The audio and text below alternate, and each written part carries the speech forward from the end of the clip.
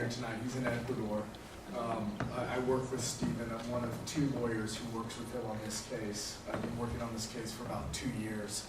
I've been to Ecuador a dozen times or so, and have worked extensively on all the aspects of this case. And so Stephen wishes he could be here and sends his apologies for not being able to be here in person. He's actually, I think, on a plane right now coming back from Ecuador.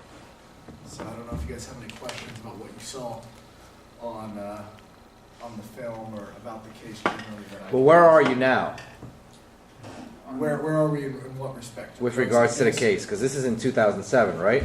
So this case, this film takes us through the end, I think, of 2008, roughly in the middle. The expert report, which is the last thing we saw, Cabrera's report, was delivered on April 1st, 2008. So that's about, what, 2 years ago? Since then, we've closed out the evidentiary phase. Where we're at now is the way that things work in Ecuador is a little bit different than here in the United States in terms of legally. What happens is that each party requests evidence that the court then goes and finds. In this case, what they saw with the judicial inspections ending was the court saying they're going to appoint a special master, which was Cabrera, and the final last bits of the evidence is coming in, which means that the case at this point is getting right to the position where the judge can actually issue a decision in it. So we're 6 months to a year from having a decision at the court level when all the evidence has come in and everything can be decided by the judge. So there's been a new judge appointed to the case? In Ecuador, the judges rotate every 2 years. This is sort of a weird thing. It's not like a judge doesn't get a case and sees it all the way through. The judges just change every 2 years because this case is a high-profile case, so the president of the court hears it, and the president is a position that rotates every 2 years. So since this judge was on this show, the judges rotated twice, maybe 3 times. Yeah, twice. Do you know how the documentary came about? Was it the director who came to your group, or did you all? So Stephen knew a producer who knew Joe Berlinger, who's the director of the documentary, and he connected the 2 of them, and Stephen said, look, there's this story that isn't being told. And I don't know how this documentary came off to all of you, but oftentimes this story seems like a cliche, a U.S. oil company off in the third world doing some things that are probably a little bit naughty. And so attracting attention to things like that are difficult to do. And from the plaintiff side of things, what we're representing is a group of people who are completely, disempowered, going against the 3rd largest company in America, the 7th largest company in the world.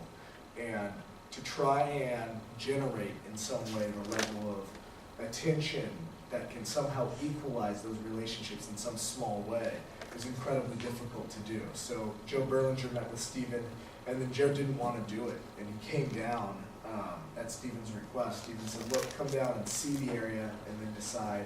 He came down, he looked around, and I think he left, and I think he would tell you this, he left with the feeling that he couldn't not tell this story, and which is why he made the documentary.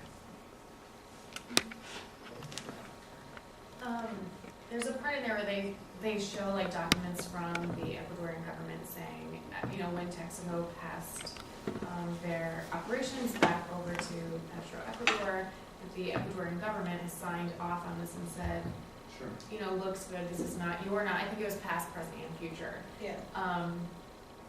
And the injustice is obvious. You know what I mean? But there is sometimes a question of who put this oil on the ground next to these people's houses. Do you know? And so like, what do you guys do with, or what happens to those documents where you say, the Ecuadorian government is like?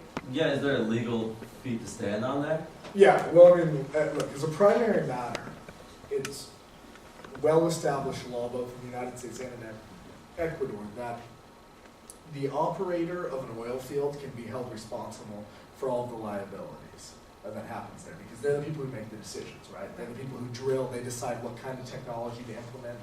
And what we discovered when we were looking at this case is that the technology that Texaco implemented in 1968, that they put in there, they were using technology that would have been outlawed in the United States in 1930.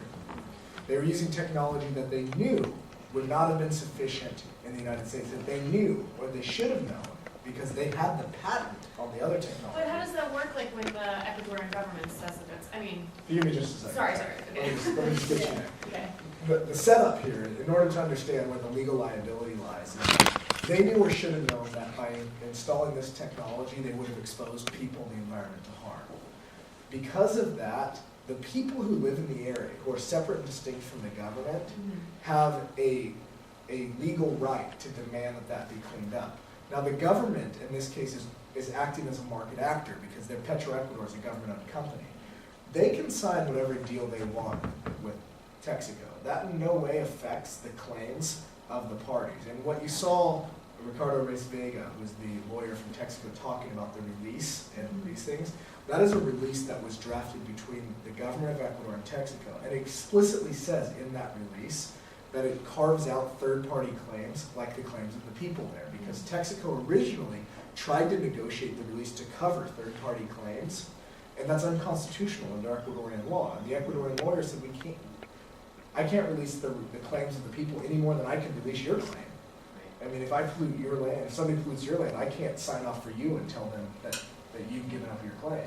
So the people there have a claim separate and distinct from the government. So whatever deal the government of Ecuador has with Texaco is between them and Texaco. And if Texaco believes that the government of Ecuador really has released them, they're free to sue the government for indemnification or contribution, which in legal terms means you can either tell the government that they have to pay you for anything that they have to pay to clean up, or you can tell the government, look, you're responsible for 40% of it, or you're responsible for 30% or 60%, or whatever the percentage is, and you have to contribute that amount of money to the overall cleanup effort. And Texaco hasn't done that, which I think tells you something about the level of confidence they really have in that As sort of a argument. follow-up to that, what are the private property laws associated with the indigenous people in Ecuador? I mean, we talk about, it happens in Brazil, like these issues of indigenous people don't have a piece of paper that says, these 10 acres are my land. So under Ecuadorian law, Ecuador is a civil code country, which is different than a common law country like we have here in the United States. And their civil code, to get esoteric about it, goes back to the Spanish code, which goes to the Roman Empire. But the point is that any individual in a civil code country of the style that Ecuador has can bring an action to stop somebody from polluting the public lands, public resources. So in this case, they're destroying public land, they're destroying public water, they're destroying public air, resources that the community as a whole can thrive on. And this goes back to Roman times, the theory being that you don't want anyone to destroy something which we all depend upon. So any member of the community can bring an action. In this case, we have 46, we had 48, but 2 people have died of cancer since we brought the lawsuit. We have 46 individual plaintiffs suing on behalf of their larger communities, which is 30,000 people roughly that we're estimating.